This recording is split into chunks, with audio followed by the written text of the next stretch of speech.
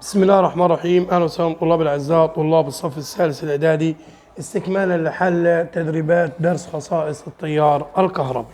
السؤال الاول على بركه الله تعالى بيقول لي مسائل متنوعه. احسب شده التيار الكهربي الناتج عن مرور كميه كهربائيه مقدارها كام؟ مقدارها 7500 كولوم عبر مقطع من موصل في زمن قدره 5 ثواني.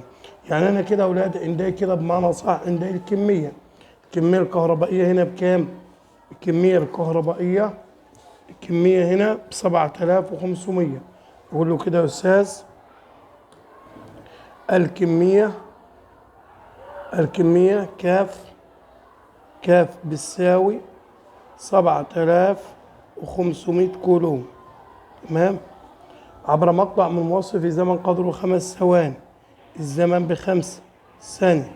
طب أنا عاوز شدة التيار بتساوي الكمية على الزمن. طب الكمية كام؟ 7500 على 5 هتساوي، هقول له كده يا أستاذ 7500 على 5 هتساوي كام؟ هتساوي 1500 إيه؟ أمبير. تاني بيقول لي احسب شدة التيار عن مرور كمية كهربائية مقدارها كام؟ 7500 خلال ايه؟ 7000 تاني كده 7500 على 5 فيها كام؟ فيها 2 من 100 أمبير. تمام كده يا ولاد؟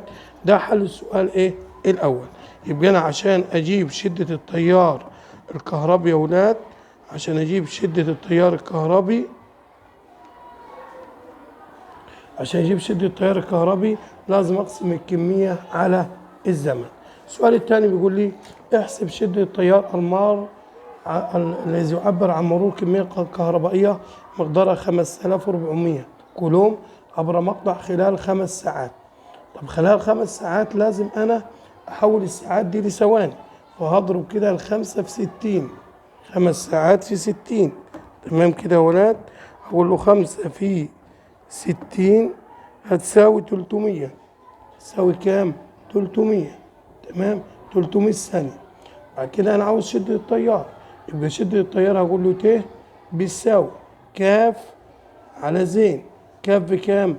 5400 على زين كام؟ 300. يبقى كده دي هيروح مع دول، تبقى كده الناتج 54 يعتبر على 3 فيها الكام؟ فيها 18. هقول يساوي 18 أمبير. 18 إيه؟ أمبير. رقم 3 بيقول لي احسب كمية الكهربائية الناتجة عن مرور تيار كهربي شدته 6 أمبير. يعني شدة التيار ب6 والزمن بدقيقتين، الزمن يعني ب120 ثانية. فأنا هقول له كده يا أستاذ 6 في 120 ثانية هيساوي كام؟ هيساوي 720. ليه؟ لأن الكمية بتساوي شدة التيار في الزمن. فهقول له شدة التيار بكام؟ ب6، تمام، في الزمن بكام؟ ب120. طلعت بكام الناتج؟ 720 كولوم. 720 ايه؟ كولوم. رقم 4 بيقول لي احسب الزمن الذي تستغرقه كمية كهربائية مقدارها 40. يبقى انا عندي الكمية بكام؟ ب40 عبر مقطع موصل تيار شدته 5 وشدة التيار بكام؟ ب5. انا اعرف ان الزمن بيساوي الكمية على شدة التيار. طب الكمية ب40 على 5 فيها الكام؟ أقول له كده يا أستاذ 40 على 5، تمام، 40 على 5 فيها 8. فيها الكام يا ولاد؟ فيها 8. 8 إيه؟ 8 ثانية. رقم 5 بيقول لي احسب فرق الجهد. تمام، يعني أنا عاوز كده فرق إيه؟ الجهد، عاوز ج، تمام، مجهولة عندي. إذا كان مقدار الشغل المبذول لنقل كمية 600 كولوم، يعني الكمية بكام؟ ب600. تمام، مقدارها 600 كولوم، بينهم يساوي 1200 جول. 1200 جول، يعني عاوز الشغل، معايا الشغل بكام؟ ب 1200. أنا عاوز فرق الجهد. طب أنا عارف إن فرق الجهد بيساوي الشغل على الكمية، يعني 1200 تمام على كام؟ على 600. صفر يطير مع صفر وصفر مع صفر، يبقى كده 12 على 6 فيها الاتنين.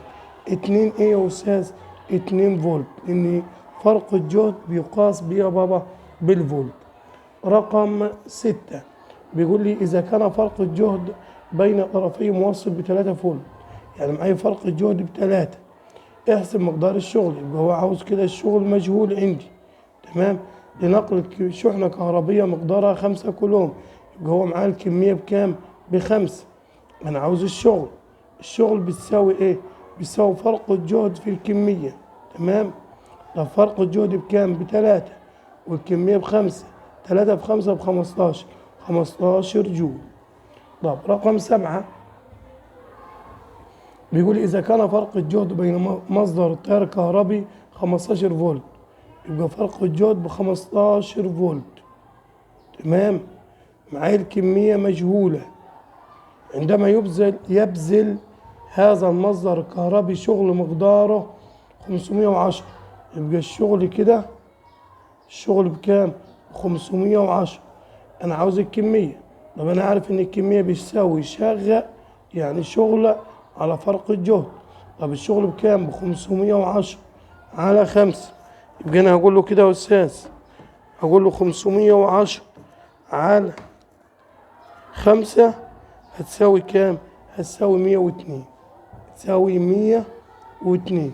102 ايه؟ كولوم، تمام. رقم 8 إذا مر تيار كهربي شدته 1.5 أمبير، يبقى كده معايا شدة تيار ب1.5 أمبير خلال سخان كهربي، وكان فرق الجهد ب220. فرق الجهد ب220 فولت. احسب المقاومة. أنا عاوز المقاومة. طب أنا عارف إن المقاومة بتساوي فرق الجهد على شدة التيار، يعني 220 على 1.5. فأنا هقول له كده يا أستاذ 220 على 1.5 بتساوي كام يا ولاد؟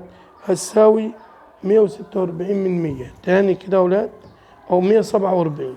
تاني هقول له يا أستاذ، هو قال لي فرق الجهد بكام؟ ب220.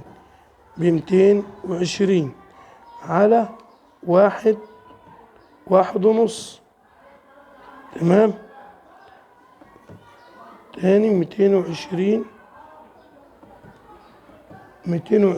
على 1.5 هتساوي كام يا ولاد؟ هتساوي 6.6، يعني بحوالي 6.6 ايه؟ اوم، تمام. النقطة اللي بعد كده بيقول لي يا أستاذ احسب شدة التيار الكهربي. احسب شدة التيار ايه؟ الكهربي الناتج عن احسب شدة التيار الكهربي الناتج عن في جهاز كهربي مقاومته ب20 اوم. يبقى انا عندي المقاومة بكام؟ ب20 اوم، تمام. عندما يكون فرق الجهد بكام؟ ب220 فولت. 220 فولت. انا عاوز شدة التيار. طب شدة التيار بتساوي ايه؟ بتساوي فرق الجهد على المقاومة، يعني بتساوي 220 على 20. فدي صفر هيروح مع الصفر. 22 على 2 فيها 11. 11 ايه؟ 11 امبير. 11 ايه يا ولاد؟ 11 امبير. النقطة اللي بعد كده على بركة الله تعالى بيقول لي احسب فرق الجهد بين طرفي مكنسة. المقاومة ب220، يعني أنا عندي كده المقاومة يا ولاد ب220، تمام. وشدة التيار وته بكام؟ ب10. أنا عاوز فرق الجهد. فرق الجهد بيساوي إيه عليا؟ فرق الجهد بيساوي شدة التيار على المقاومة. شدة التيار على مين؟ المقاومة. 10 على كام؟ على 220. ليه؟ لأن أنا عندي فرق الجهد عذرا، فرق الجهد يا ولاد بيساوي فرق الجهد بيساوي شدة التيار في المقاومة. تمام، فهقول له 10 في 220. 10 في كام يا ولاد؟ في 220. نحسبوها كده مع بعض يا بابا. 10 في 220 هتساوي كام؟ 2200. هتساوي 2200 كولوم. 2200 ايه؟ كولوم. نطلع بعد كده في الرسم البياني بيقول لي في الدائرة المقابلة احسب قيمة المقاومة من أ ل ب. دي مقاومة ثابتة. طب هنا يجيب لي 8، يبقى هو عاوز فرق الجهد بكام هنا؟ فرق الجهد ب8، شدة التيار ب2، عاوز المقاومة. المقاومة بتساوي فرق الجهد على شدة التيار. المقاومة ب8 على 2 هقوله فيها 4 أوم. 4 أوم. كمية الكهرباء المارة خلال دقيقة، يعني خلال دقيقة يعني خلال 60 ثانية، يبقى أنا معايا الزمن ب60 ثانية. تمام، ومعايا شدة التيار ب2، عاوز الكمية. أما الكمية بتساوي ت في زين، ت ب2 في زين ب60. 2 في 60 بكام؟ ب120 كولوم. 120 إيه؟ كولوم. أشكركم طلاب الأعزاء، ولنا لقاء متجدد مع حل تدريبات باقي الدرس، ولكن لا تنسونا الاشتراك في القناة.